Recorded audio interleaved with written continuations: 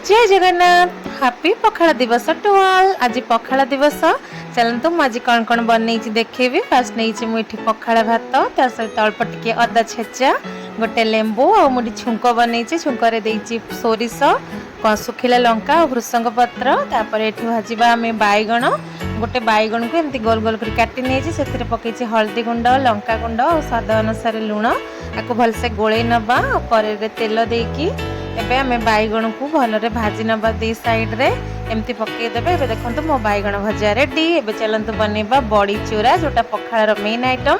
मुझे बड़ी को भलसे भाजी नहीं बड़ी भजा पर आम से पकेबा अल्प टिके सोरिष तेल रसुण कच्चा लंका और ता सहित लुण ताको भलसे छेची नबा तापर बनेबा आमर समस्त फेवरेट आलू भर्ता। मुझे नहीं आलू कंचा पियाज सोरिष तेल कंचा लंका और स्वाद अनुसार लुण एबे ताको भलरे चकड़ी नबा। यहाँ बहुत ही टेस्टी और बहुत ही फेमस पखाड़ा सहित एबे मोर आलू भर्ता रेडी। एबे चलंतु बनैबा गोटे भजा।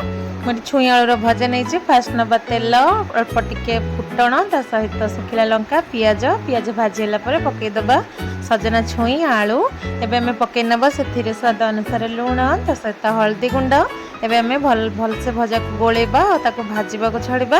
एबे आमर एकदम रेडी पखाला पसरा। देखंतु मु सब जो सब आइटम बनई ताको सब भलरे सजई नउची।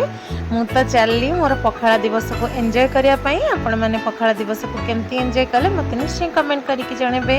लाइक शेयर और कमेंट करबा को जमा भी भूलिबे नहीं। निश्चय पखाला खांतो पखाला दिवस को एंजॉय करंतो। Thank you, love you all, Tata.